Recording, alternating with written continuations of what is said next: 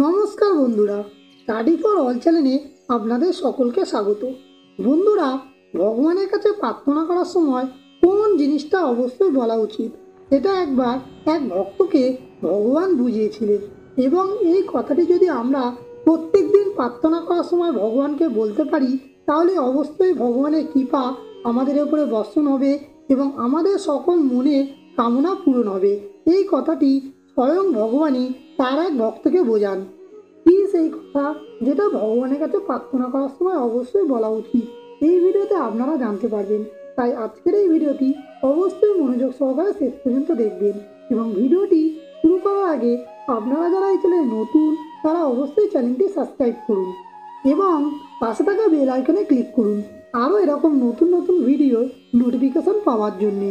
আর ভিডিওটিতে সবাই একটি লাইক করুন আর ভিডিওটি সবার সাথে শেয়ার করুন যাতে তারাও এই ভিডিওটি দেখে উপকৃত হতে পারে। আর কমেন্টে জয় শ্রীকৃষ্ণ অবশ্যই লিখুন। বলুন তাহলে জেনে নেওয়া যাক প্রার্থনা করার সময় ভগবানকে কোন কথাটি বলা উচিত। শরৎকালের এক শান্ত দুপুরে একজন পিতা তার পুত্রকে নিয়ে স্পিডবোটে করে যাচ্ছিলেন। তারা যখন মাঝ সমুদ্রে পৌঁছালো তখন হঠাৎ করে ঝড় উঠল, নিম্নচাপ শুরু হলো, উতাল পাতাল ঢেউ আছড়ে পড়লো স্পিডবোটের ওপরে। সেই ব্যক্তি জানতে পারলেন যে বোটে কেবলমাত্র একটি লাইফ জ্যাকেট আছে। তাই সে নিজের পুত্রকে লাইফ জ্যাকেটটি পরিয়ে দিয়ে বলল, বাবু, সমুদ্রে ঝাঁপ দাও, ভগবান তোমায় রক্ষা করবেন। তারপর সে নিজেও লাইফ জ্যাকেট ছাড়াই ভগবানের নাম জপ করতে করতে লাফ দিল সমুদ্রে। আর ঠিক তখনই প্রচণ্ড হাওয়ার দাপটে তাদের স্পিডবোট গুড়িয়ে গেল কাগজের নৌকার মতো। ঢেউ তাদের ভাসিয়ে নিয়ে গেল। সেই ব্যক্তি কোনো মতে ভগবানের নাম জপ করতে করতে ভেসে থাকার চেষ্টা করছিল আর ক্রমাগত ভগবানের কাছে একটি প্রার্থনা করে যাচ্ছিল। কিছুক্ষণ পর সমুদ্র শান্ত হলো। ঢেউ সেই ব্যক্তিকে একটি নির্জন দ্বীপে ভাসিয়ে নিয়ে গেল।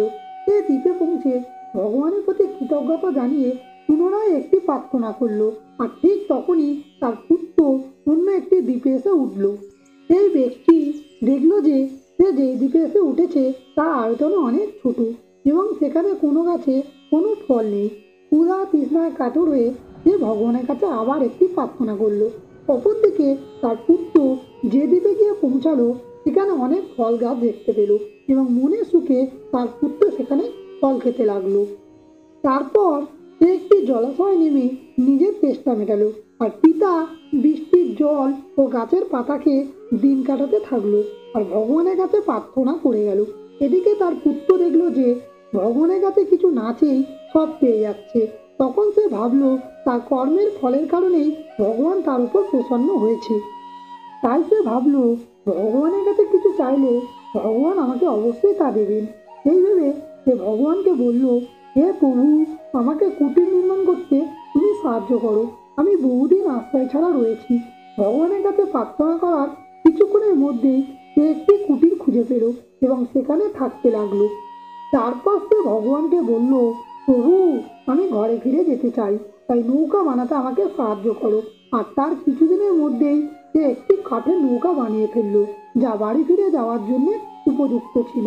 মধ্যরাতে নৌকা বানানোর কাজ সম্পূর্ণ করে সে পরের দিন বাড়ি ফিরে বলে মনস্থির করে তার কুটিরে ঘুমাতে গেল। অপরদিকে তার পিতা তখন জীর্ণ অবস্থায় তার নিজের দ্বীপে শুয়ে ভগবানের নাম জপ করছিল। ঠিক তখনই গভীর ঘুমে তার পুত্র একটি স্বপ্ন দেখল।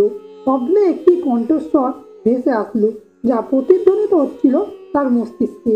সেই কণ্ঠস্বর তাকে প্রশ্ন করলো, তুমি একা বাড়ি যাবে? তোমার পিতার খোঁজ করবে না? তখন সে বলল, না, কারণ তার জন্যে আজ আমার এই অবস্থা। বাবা যদি স্পিডবোটে করে সমুদ্রে আমাকে নিয়ে না আসতো তাহলে আমি এই সমস্যাতেই পড়তাম না। তাই আমার বাবার দোষের ফল আমাকে ভোগ করতে হচ্ছে। তখন সেই কণ্ঠস্বর বলল, ওরে মূর্খ, তুই অনেকদিন আগেই মরে যেতি, কেবল তোর বাবার প্রার্থনায় তোকে বাঁচিয়ে রেখেছে। আমি তোমার সকল ইচ্ছা পূরণ করেছিলাম কারণ তোমার পিতা শুধু পদে পদে তোমার কল্যাণের জন্য প্রার্থনা করছিল। যখন তুমি সমুদ্রে ঝাঁপ দিলে তখন তোমার পিতা আমার কাছে প্রার্থনা করেছিল যে, প্রভু, আমার পুত্রকে তুমি রক্ষা করো। তাই আমি তোমাকে ভীষণ ঝড়ে আগলে রেখেছিলাম।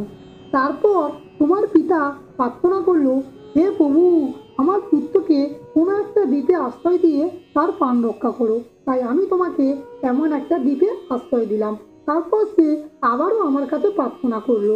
প্রার্থনা করে বলল, হে প্রভু, আমার পুত্রকে ক্ষুধার্ত রেখো না, তাই আমি তোমার ক্ষুধা নিবারণ করলাম। এখন তোমার পিতা আমার কাছে প্রার্থনা করে বলছে, হে প্রভু, আমার পুত্র যা চায় তাই যেন পায়, তাই তুমি যা চাইলে আমি তোমাকে তাই দিয়ে দিলাম। এরপর সেই পুত্রের ঘুম ভেঙে গেল।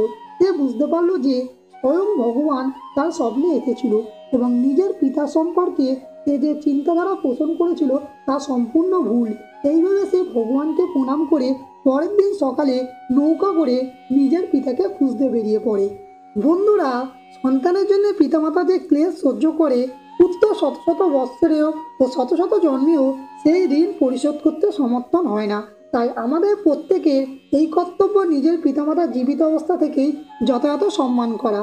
আমরা যখনই ভগবানের কাছে প্রার্থনা করব, তখনই বাবা মার জন্য অবশ্যই প্রার্থনা করব, যাতে ভগবান তাদেরকে সুস্থ রাখে, ভালো রাখে এবং তাদের ওপরে ভগবানের কৃপাদৃষ্টি বজায় রাখে।